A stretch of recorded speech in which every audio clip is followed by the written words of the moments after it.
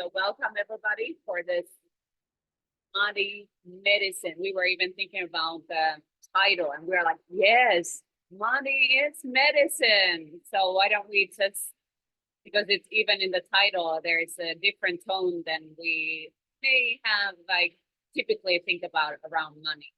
Money is not necessarily in the medicine for us. It can easily be like a separation. There can be a lot of discongruency around with the relationship with money, with the meaning that we put into money.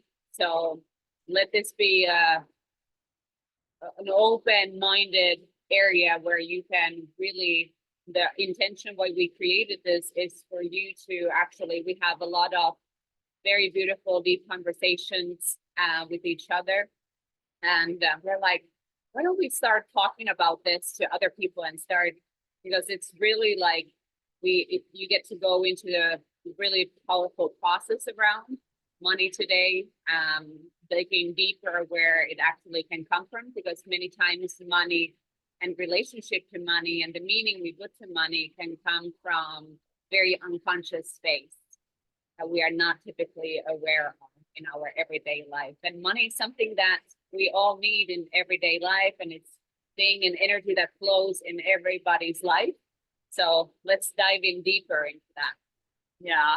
And sometimes medicine is bitter. Like we just need to, drink it. Like we're like,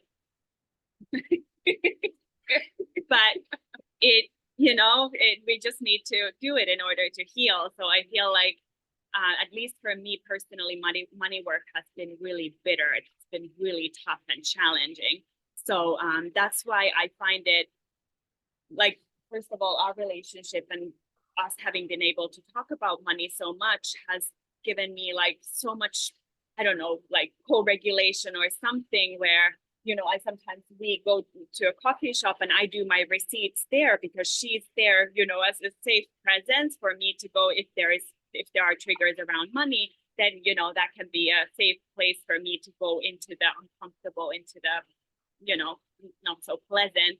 So that's why my intention, at least, is to create this place where we can, whether it's through recording or those of you live here, to come together and do the work, because all by ourselves, sometimes it's very unnerving to do that stuff. So then here we kind of create a little bit of a space for us to start opening up. Like it's almost like sometimes it feels like it's a can of worms, like you open and then you don't know what's going to come out. So we can stay here safe and regulated, hopefully, as much as we can, and dive into the money topic. And for some of you, it might be kind of like an easy topic, and maybe, we'll see. And we would love to hear actually, like why are you here, basically? What is your current, perhaps, challenge with money or current relationship? And you don't even have to have, if you are cool with money, that's also great. And it's lovely that you're here, but it would be nice if you want to share in the chat what's currently going on with money. You don't have to share how much money you have on your bank account, but just like what's your feeling with money right now.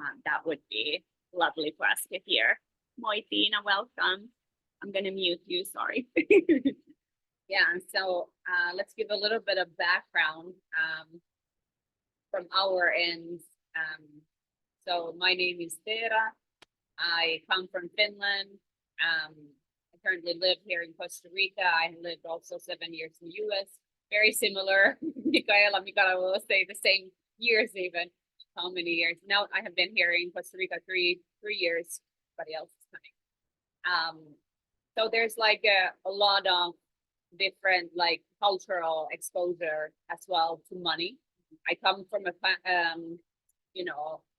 welfare country, Finland, where my relation, what was passed on to me, my mom was very lack mindset, my dad was very abundant mindset. So it has been this interesting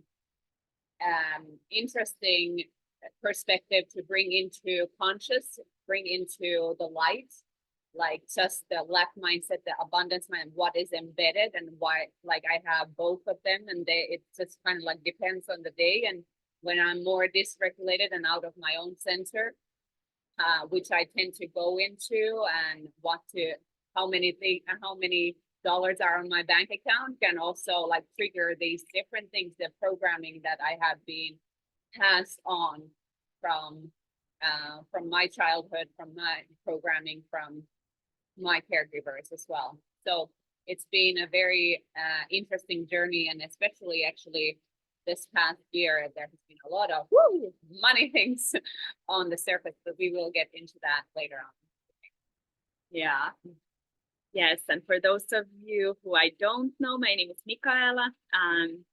We know each other already from year 2001. We were on a skiing trip together, like unintentionally in a way through a family friend.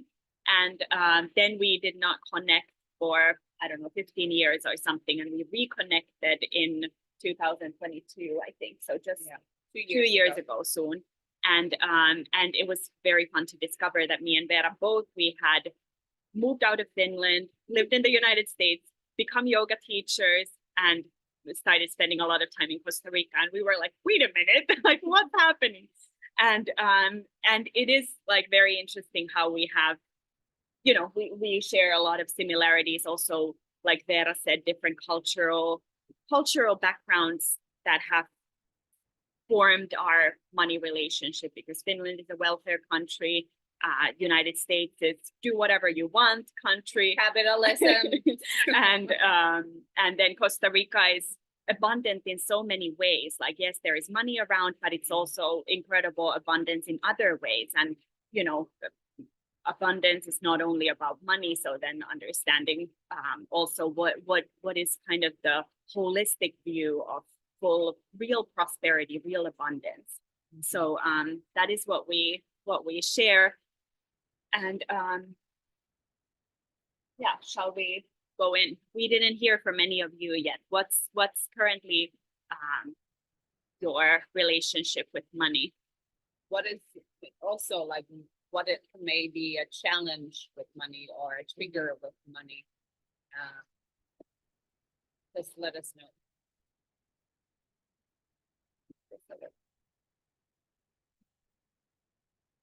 Yes, Okay. the need for money. Unattached to money. Read it out loud. Yeah, I am feeling very unattached at the moment around money, despite actually needing to make money pretty quickly because we're running out, but somehow feeling so peaceful and trusting with it. Yeah. Yeah, I feel you. It's kind of like this dichotomy. Like it's like you feel unattached and you feel like at peace. And then it doesn't take too long and it's like triggered. It's like, I need to go. And it goes into what Tina said. Need. I need money. Even you hearing in your own voice, in your own head, what is the story that you keep creating? Do you want money or do you need money? There's two different energies. Yeah. But yeah, and also like I feel like kind of transitioning from the anxious, like thinking about money all the time, into the being unattached and kind of relaxed with it, and being like in the place where I feel like I'm always provided for, like I don't have to worry about it. But then sometimes it still comes, like the old programming comes on and it's like, oh my God, like, are you not understanding? This is crazy. How are you relaxing in this moment? And then it's like this interesting thing where there is the trust, but then the old programming keeps still kind of knocking at the door. So yeah, very cool topics. This is bringing a lot of ideas to talk about. Let's go ahead and presence ourselves into this call before we dive in deeper into the topics of today. So wherever you are, hopefully if you're driving, please don't close your eyes. But if you're in a place where you can actually relax and put your feet firmly into the ground, as well as I would love for you to move your hands a little bit against each other, creating a little bit chi, life force energy, creating beautiful energy that you can slowly lower down on your feet, on your legs. Don't need to reach out to your toes. I mean your legs. So palms facing down, allowing yourself to lengthen through your spine, and then slowly closing your eyes or lowering down your eye gaze. And let's bring our awareness into our breath.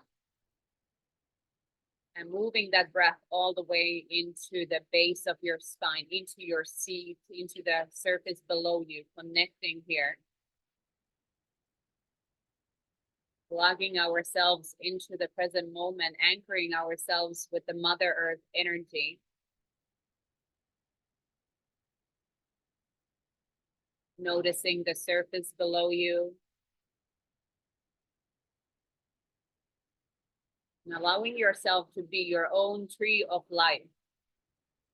Letting the roots from the tree of life that you are go deeper and deeper into the surface below you.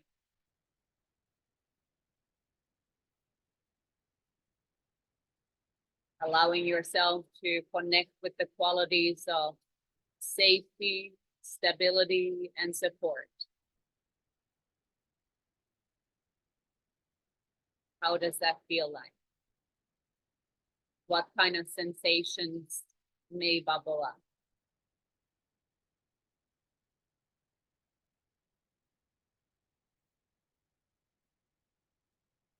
Just noticing your body posture, if you're leaning against right, left, forward, or back. Just noticing, you don't need to change anything.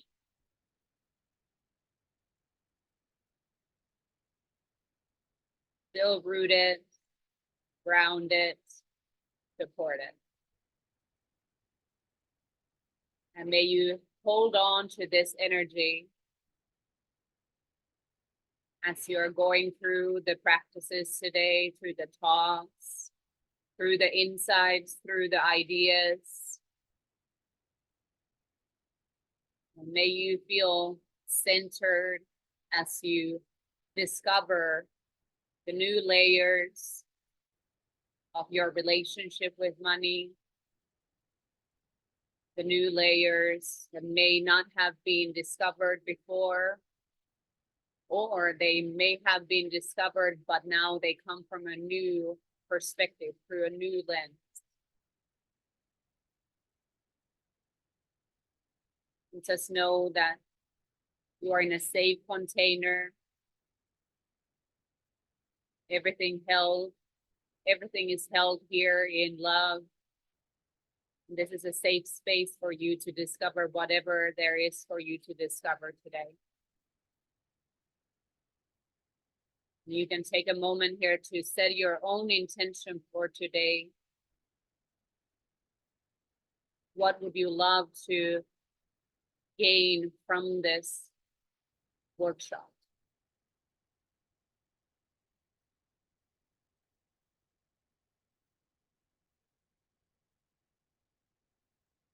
And starting to breathe into that intention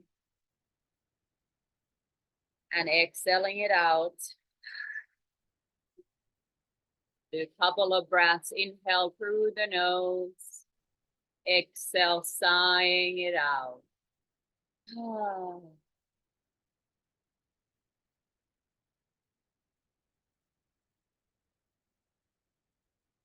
And when you feel ready, you can slowly open your eyes and come back.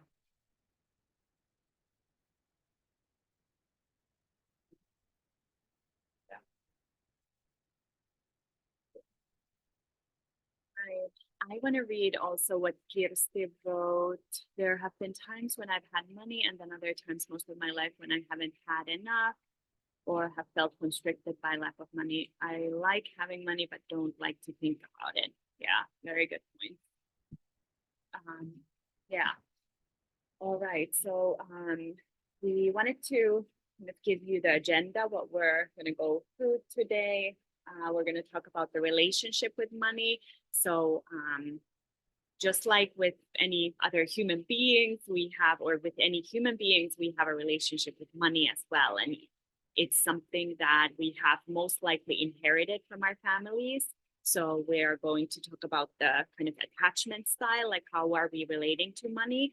And then we are going to discuss money as energy, like how does money actually operate, how does it function, and how we can kind of have awareness around the way money behaves in our lives, and understand what are some of the maybe beliefs or behaviors that we ourselves have or put in place that restrict the flow of money, or because it is really an inward job, this one as well, even though it would be very tempting, at least to me, to start blaming external circumstances and say, well, if only there was enough money, I would be happy, or I would be able to do this and this and this. But it is really something that we create from inside out, just like a relationship with another human being, whether it's romantic or otherwise.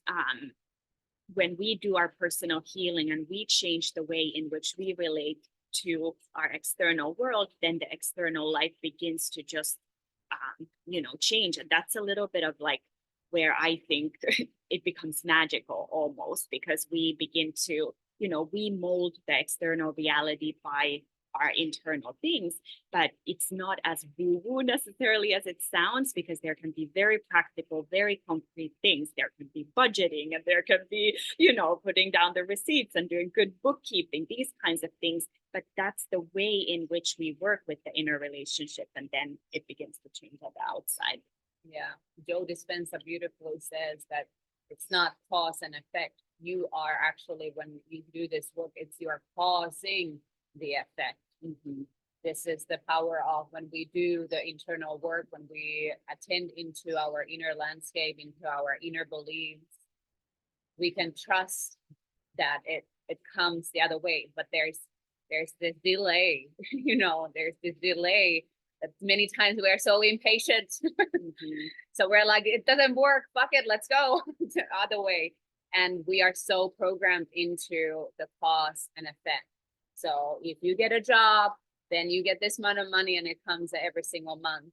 And some of you, if you are entrepreneurs, you know that there's a lot of internal aspects that go into actually, like, it's the state of your being that decides actually. And then this is very important for you to, like, who are you being when it comes into the relationship with money, in a relation to money, and that are connecting? Are you judging it? Because if you don't have a respect with money, if you're judging the people who have a lot of money, then there's a energy blockage there. Mm-hmm. So it's really, this is a very deep work. Mm-hmm. And this is stuff that is necessarily like unattainable. Like, it's not necessarily that you can touch. These are not products. These are, this is energy. This is thoughts. These are beliefs. So it's very important that we get into the depths of these things. Yeah.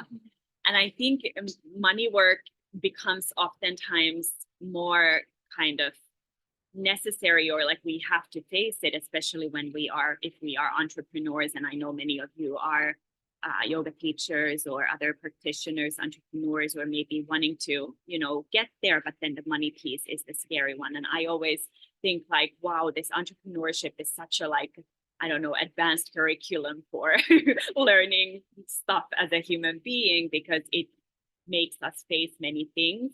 And so money work comes especially when, like, we can kind of almost like trick ourselves not to have to think about money when we have a salary, and we just, like, the money keeps rolling, the same thing is expected of us. But then when it's up to us personally to create the money, or to align ourselves so that the money begins to flow, it becomes like next level challenging. So that actually has been my experience. Yeah, and even if you are in a salary based place, but you are possibly unsatisfied with the money that you are receiving, then you are starting to create possibly different opportunities. But this is a powerful place for you to actually pause, and it's like looking from the inside out. So then you can start creating also, like, like what could be even more powerful opportunities to move forward. It's not necessarily the old school way, you know, there's like, we are living in the universe of abundance. And abundance, this is my big belief now. It's like abundance is for here for everybody. And money is a huge part of abundance and prosperity. So if you think that there's only a couple of ways for you to create more of that, like let's expand that vision. Like there's many different ways that we can create that, but then like it comes into, do you believe that it's possible? Do you believe that there is multiple ways for you as well to create that? So let's go a little bit back and digging deeper. Yeah, Where the relationship that we inherit from our families, and also we can consider the cultural background. So for us both being from Finland, there are many people from Finland here as well. You know, there can be a certain kind of cultural money story that is there. So for at least what I recognize is that in Finland, it's like good to have the right amount. You shouldn't have too little, because then you're kind of like a failure. And I'm repeating my own story here. I'm not stating any truths, but these were my truths for a while.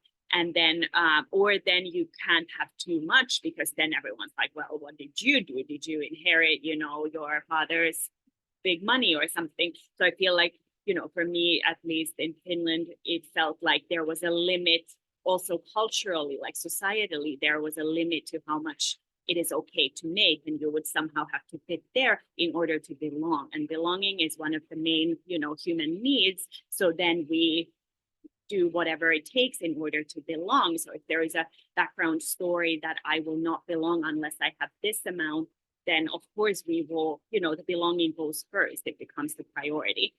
And then it can be our personal family stories, how our parents used money, how was money spoken of in the family, how was it spent. And like Veera was sharing that her two parents had like completely different mindsets around money, and then the conflict between them. And, you know, this can be a really complicated kind of like a, I don't know, mixture of different kinds of beliefs and behaviors. If we have loyalty to one parent more than the other, then maybe we might have loyalty to their money behavior also. So there is a lot that goes on there. And yeah, it's maybe one kind of practice to do, to consider if you haven't already. Really, if you grew up with a mother and a father, then, you know, look into how did they relate to money, and what is it that you've inherited from them. Yeah. I'm wondering, I know Sam and Marina, you both have at least two different cultures. Kirsti may as well. Wondering if you want to share out loud what do you feel like, what was passed on to you? Also, anybody who is in Finland, I would love to also hear, like, do you recognize that what Mikaela just said? Like, kind of it's better for you to be the intermediate, you know, Yeah, not like far out there, not all the way down, but kind of like, I would love to hear, like, how do you, and after this I feel like we could journal a little bit around it. We could journal about the relationship with your mom, with your dad, the cultural piece. Yeah. And I want to add one more thing about the attachment. So there is the theory of attachment styles, and there is anxious attachment, there is avoidant attachment, there is anxious avoidance. So that is like what's the right word? Well, anxious avoidance, so combination, and then there's secure attachment. And many of us, we have some like kind of combination of these attachment styles with our parents. And I believe that we also can use this theory towards money. So an anxious attachment to money would be this fear, constant fear. I don't know if I'm capable of making enough. I don't know if I can make ends meet, kind of constantly checking the bank account, feeling anxious around it. avoidant could be someone who is like, I don't need money to be happy. I don't need to look at my bank accounts. I don't need like creating this distance or disconnection to money. I used to have this for a while where I was like, no, I don't need money to be happy. I can just, do my meditation and I'll be happy. Like that's the real happiness.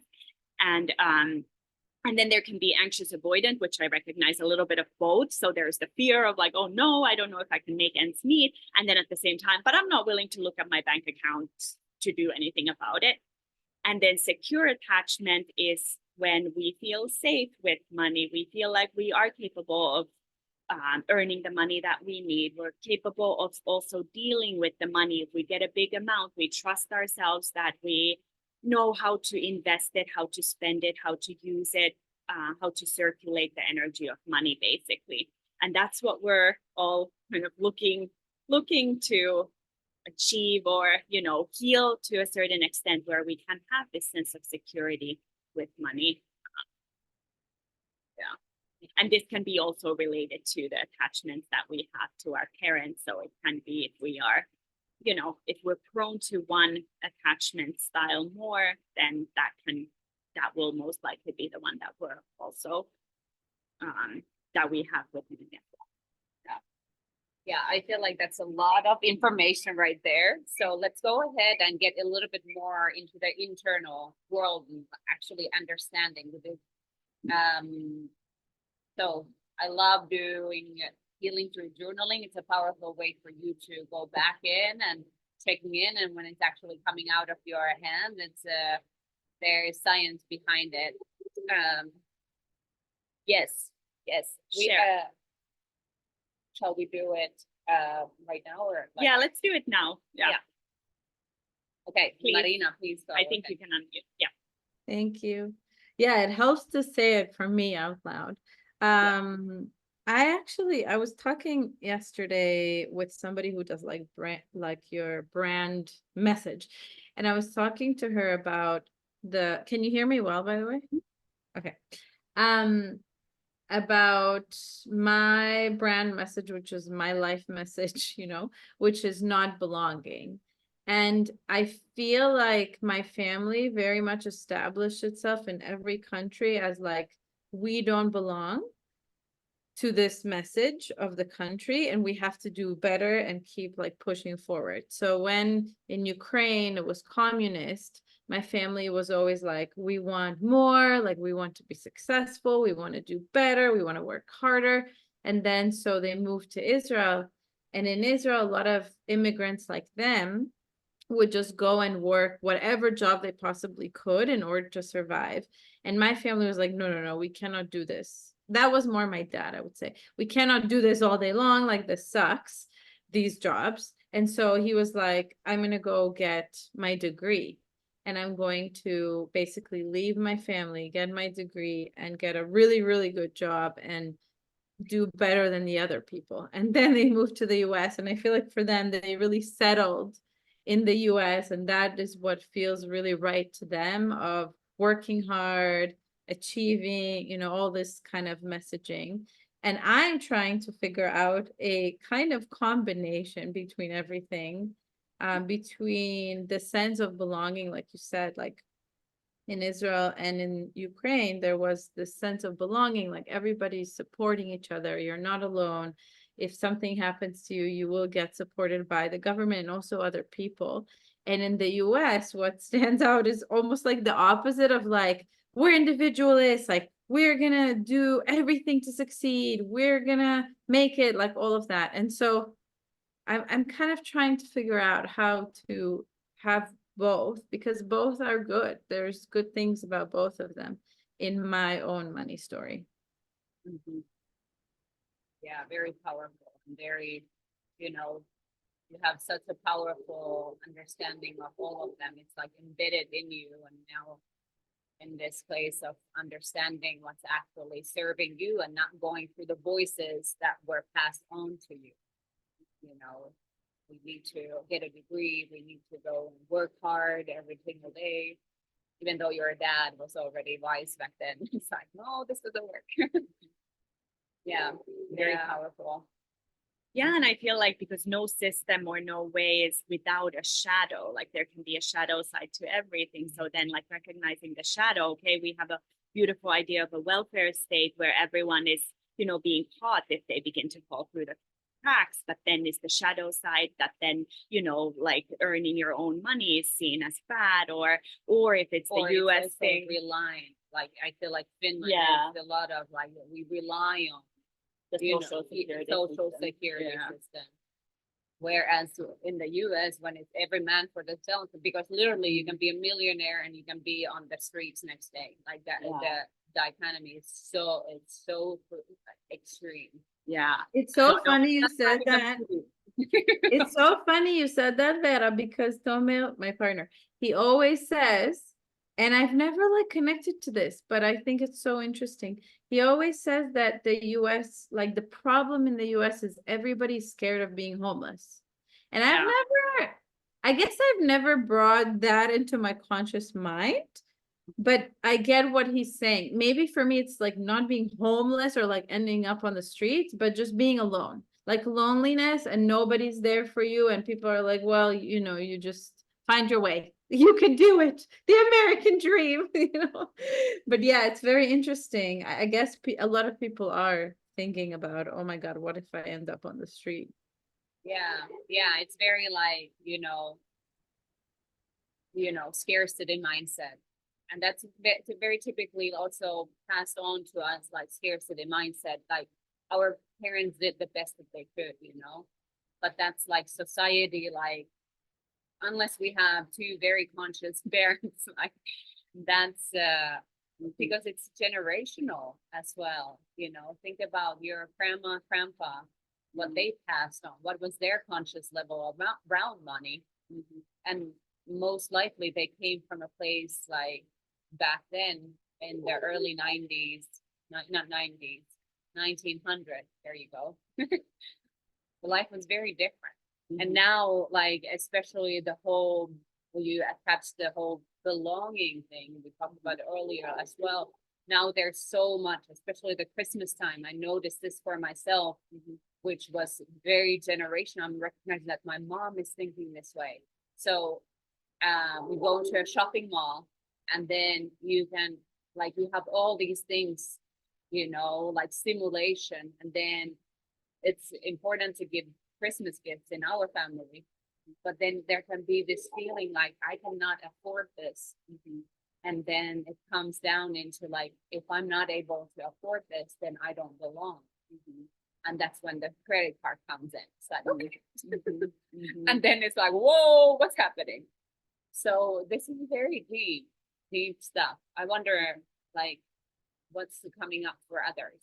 What's coming up for you guys? Well, I grew up partly in Norway and most of the time in the US. So I sort of come from the same kind of background that you two do a little bit. And I often wish that the US could be a little bit more like Norway or the Scandinavian countries, with just a little bit more sense of the collective good versus, every man, woman, and child for themselves. But that said, just my particular family, even my mother, who was Norwegian, you know, I would say probably had a scarcity mentality about money. Of course, she grew up in Norway, around World War II and all that stuff, and before World War II. So there wasn't the same kind of, it was before Norway became an oil-rich country and was able to set up all these systems. And then my dad's family was American, and they were definitely money was always an issue, but nobody wanted to talk about it. Nobody could talk about money. It's like you couldn't do it. It was not genteel, or it wasn't, you just didn't do it.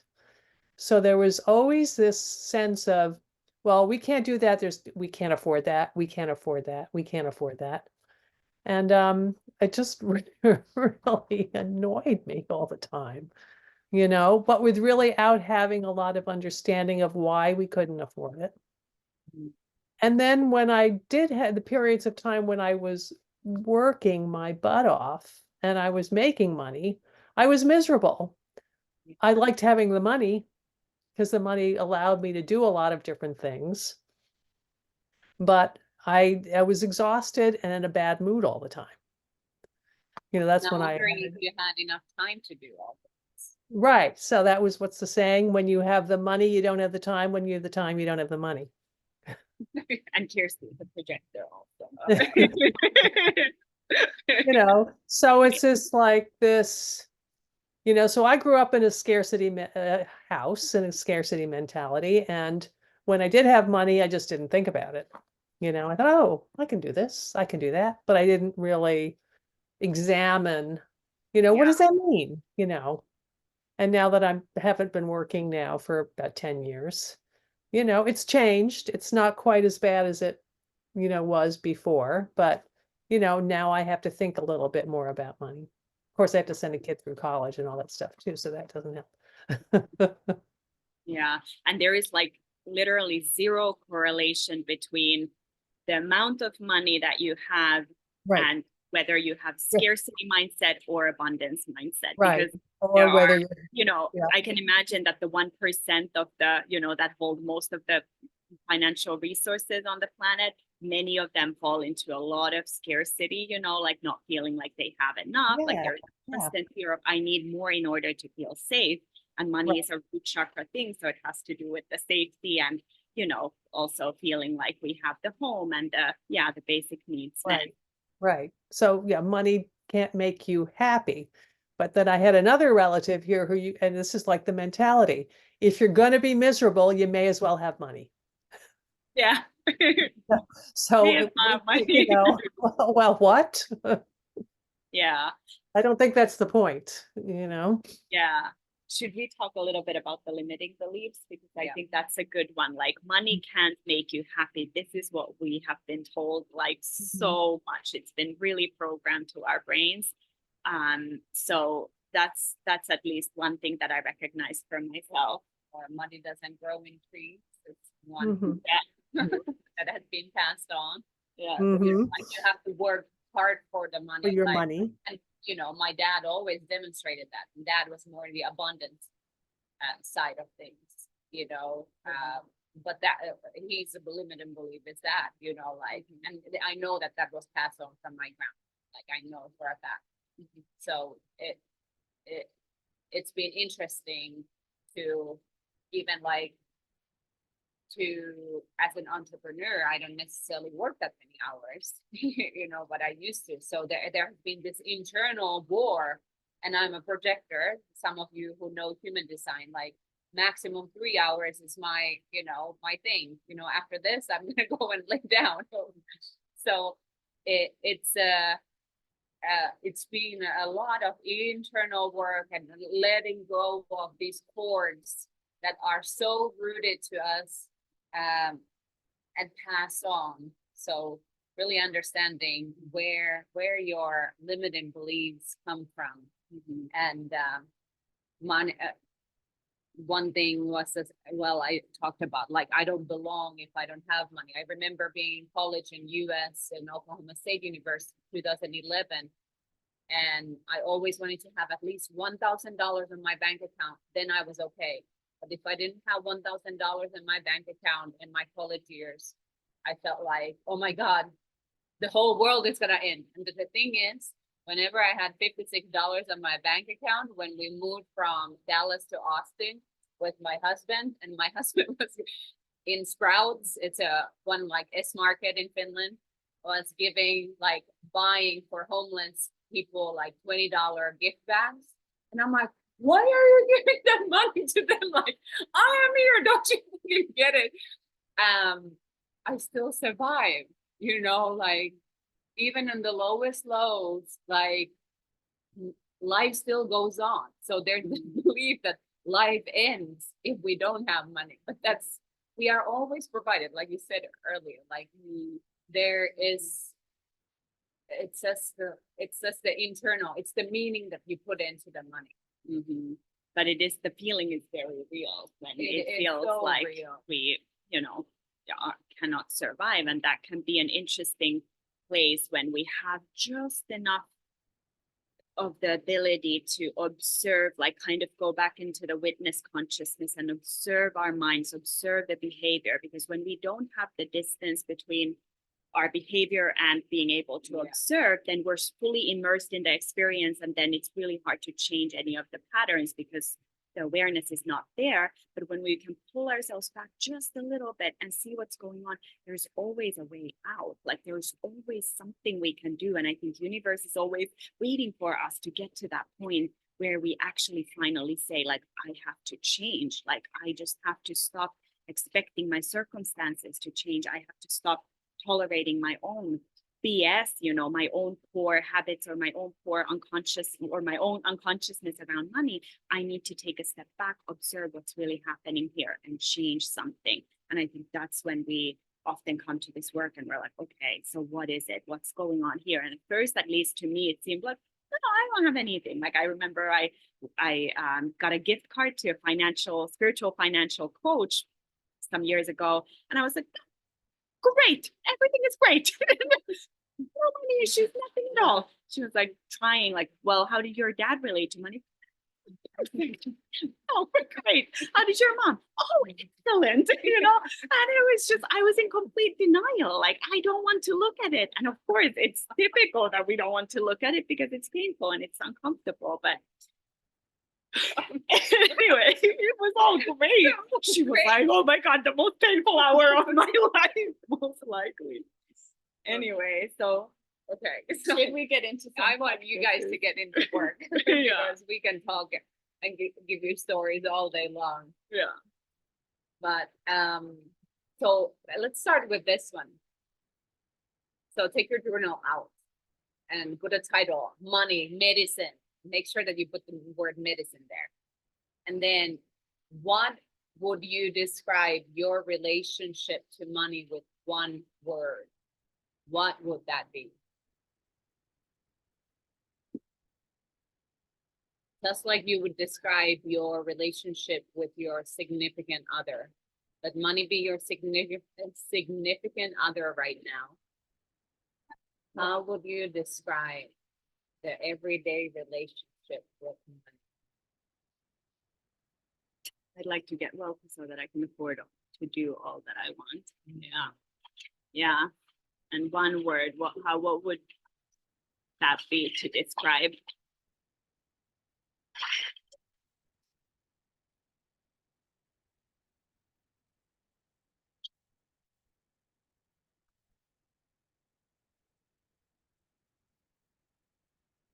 Do you want them to share the word or no? Yeah, put it in the chat.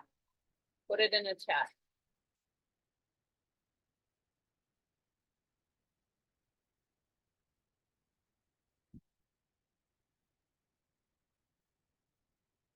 I love it. Turbulent. Yes. Generous. Stormy. Tornado. Are you the eye of this tornado right now? Marina, you shared their thing. Yeah. How funny. Hopeful, yes. Generous. At this moment, yes.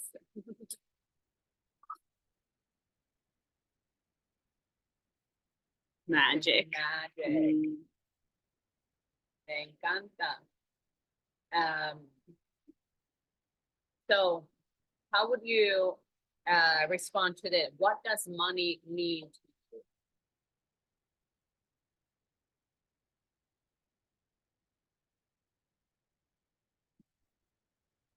What does money mean to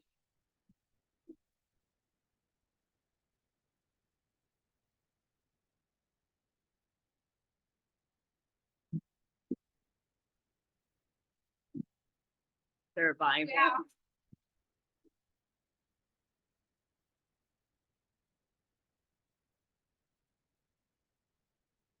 Necessity, yeah, essential for living. And Ford living, yes, Ford, a good car. From Texas. Essential for living, yeah. It means expansiveness, abundance, literally all possibilities are open for anything spacious. Yeah. Do we have one more question? Yes, so. I want to ask you, what do you do when you have had the lowest, so if you think about the time when you had the lowest amount of money on your bank account, tune into that. When was the time? What was happening? What did you do? How did you behave?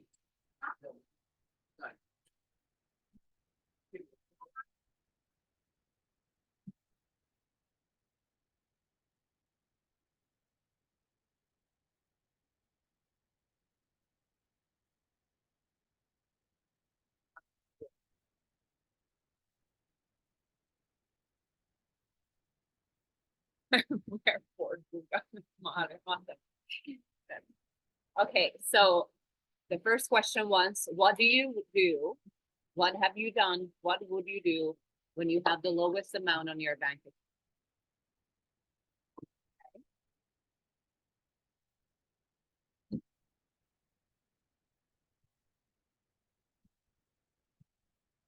So I remember for myself, when I had the $56 on my bank account, the feeling was obnoxious. I was in the money state all the fucking time, and I thought that like I couldn't get out of it.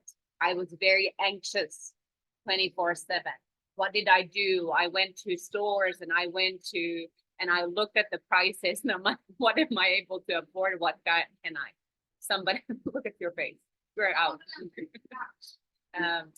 Okay. And then, so now let's do the opposite of that. What would you do when you have the most amount on your bank account? What did you do when you had the most amount? $10,000, $100,000, whatever, like the amount doesn't matter. It's about what do you do when you have that. Yeah, and like Marina is sharing, sometimes we're more comfortable having less, of course. That can be our, like, this is the safety zone. So we might have that kind of one area. If I have from 1,000 to 5,000, then I'm okay because I'm secure, but I'm not too much, you know? So then we can also figure out what is our too little, what is our too much, and how can we expand our capacity to be maybe flexible with both, because we will, you know, eventually money has the energy of money has the way of increasing and decreasing. It's just the way it flows. It wants to be free to flow. And whenever we start clinging to it, whether it's we start clinging to having a lot or, you know, kind of, clinging to having little, then we resist having little or we resist having lots, whatever it is, that can be problematic because, money in a way, it wants to be free. The energy wants to be free to move. Dina says, what does money mean to you? Commitment. Love it. Yeah, Sam is saying, wrote an entire book 1 year when I was at my brokest, pretty much stayed at home. When I had the most, I traveled. Yeah. But then can it mean, you know, sometimes we also put a meaning like when I was really broke, I was able to be creative. But then does being creative mean that you have to be broke in order to be creative? So then kind of, you know, disconnecting those stories so that we don't, because our brains, they are, you know, the neurons that fire together, wire together. So sometimes we can have, you know, a certain money situation wired together. Like when I'm broke, I am more lovable, or when I, you know, something like this. And we want to kind of unattach, like, wait, having very little money doesn't have to mean that this is where the way I am accepted or whatever. So doing a little bit of that rewiring of the brain. Let's see. Okay, I tried to think of myself as the starving artist. Yeah. And that's an interesting one too. Like an artist is a starving artist or the creativity. But yeah, it's fun, of course. Like it's really nice to be able to kind of be creative around it and be like, this is how I play, you know? Yeah. But it's important to like that we are able to expand our threshold. This comes into your nervous system, what it can hold. And at the end of the day, it's the sensation that you want to be practicing. The sensation of 100K is different than $100 or 100 euros. You can do the change in currency needed to. There's a different energy when you have 100 euros versus 100,000 euros. Mhm. So can you hold them both with the same kind of love? That's the question. Yeah. All right. Should we go to the visualization because we have 7 minutes? Yeah, 7 minutes. Is there anything anyone wants to share before we do our little visualization, kind of closing the eyes and feeling in the body practice? I feel like we could do an entire week of spending time here talking, learning, diving into all these topics. But yeah, we'll, it's a little introduction for now, and then something else is coming later. So, all right, well, let's get comfortable. Stretching, moving, shake if you need to move the energy. Lengthen your spine, maybe move your neck, your shoulders. And then when you feel ready, you can begin to close the eyes and relax your face all the way. And just scan through the body and notice the sensations. What does money, how does it feel in your body? Does it make you anxious? Is there a feel of activation, triggering in the nervous system? Is there disconnection? I used to go completely numb when I was handing over my card at the cashier. I did not feel anything. So that might be present. Might be also something you can observe as you go through the weekend, this weekend. How does money feel in your body as you interact with it over the next few days? And if it feels organic to you, you can take a couple of deeper breaths, knowing that deep breath has always the ability to regulate your nervous system, to take you out of that kind of disconnection or numbness or unconsciousness, bring you back into the present moment, back into connection with your body.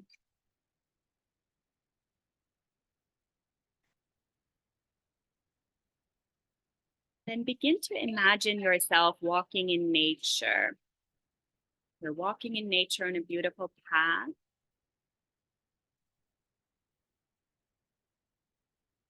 And you walk on this maybe sunny day, beautiful, calm, serene day where you feel completely safe. You're walking on the path. And you come to a fence, and there is a beautiful gate in the fence. And behind this fence, there is all the abundance you could ever dream of having, all the abundance that is available for you, that life is just waiting to give you. And the gate is open. And with your imagination, notice how open the gate is to all this abundance that life is waiting to give you. Is it just a little ajar? Is it halfway open? Is it all the way blasted open? How open is the gate to all the good that life wants to give to you? Not only money, but all the things that make you feel safe and loved and accepted and belong. And if you walk closer to the gate, notice what is blocking the gate from being fully open. Maybe it's an object. What is the symbolism of the object? Is it a person? Is it a feeling? Is it a loyalty to a country, to a family, to a person, to a nationality? And just if it's something that you can even take into your hand, like a rock or a sharp object, you can just take it into your hand in your imagination and observe it.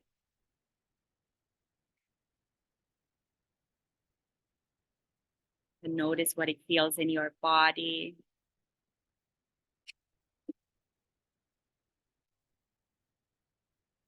And then maybe notice if it begins to change as you hold it gently, as you just observe it with love and acceptance.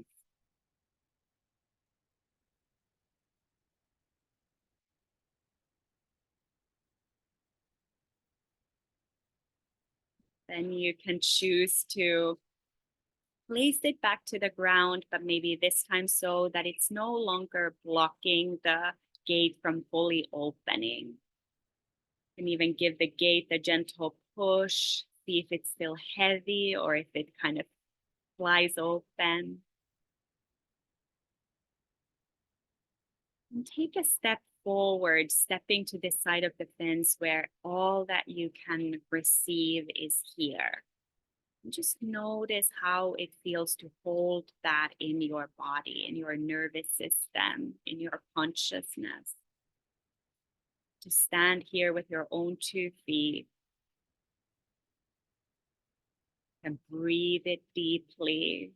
Notice if any thoughts, any ideas come to mind, whether they're limiting, like, this is not possible, it's not for me, this is just my imagination. Or if you start feeling inspired, like, wow, wait, I am here, this feels great. Some new ideas that come as you feel this secure.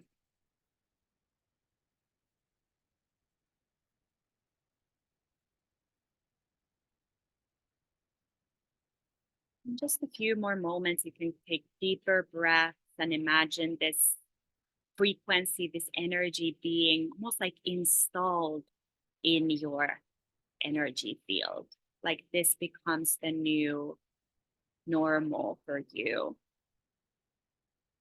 You know this experience, your body has already experienced it. It's right here. There's nothing you can do or you need to do. There is not a long distance to get here. It's just here right now.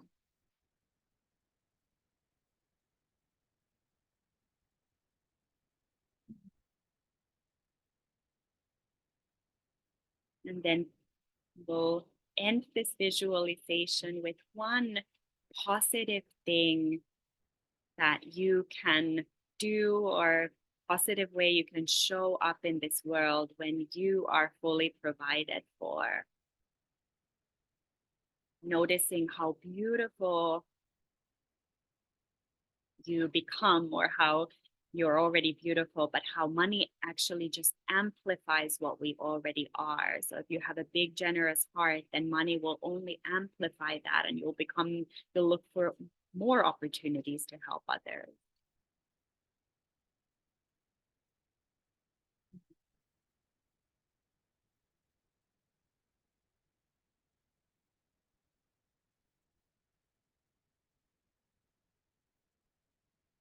And end by placing your hands over your heart, tuning into the beauty of your own heart and your inherent worth that does not have to be earned in any way.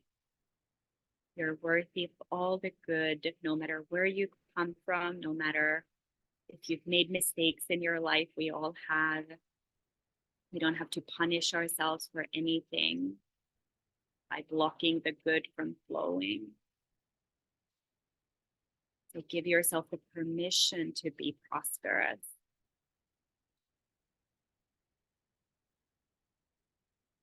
And when you feel ready, you can lower your hands, you can lower your gaze, and very slowly begin to come back into the room.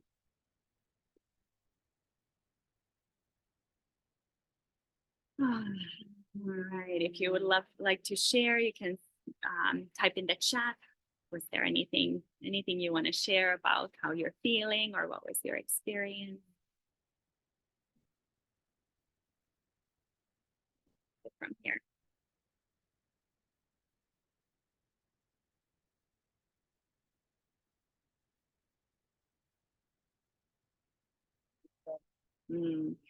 Thank you, Marina.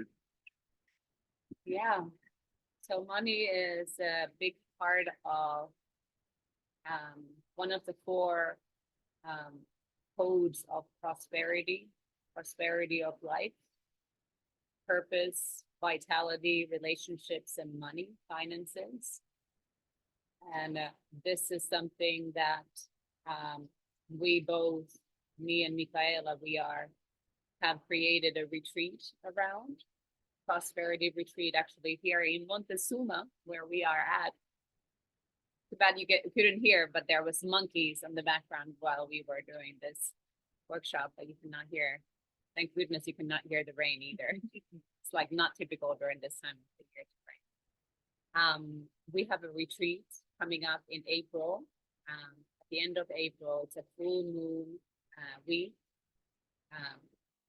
So we are gathering together where we are actually having a money, finances. We have 4 different workshops.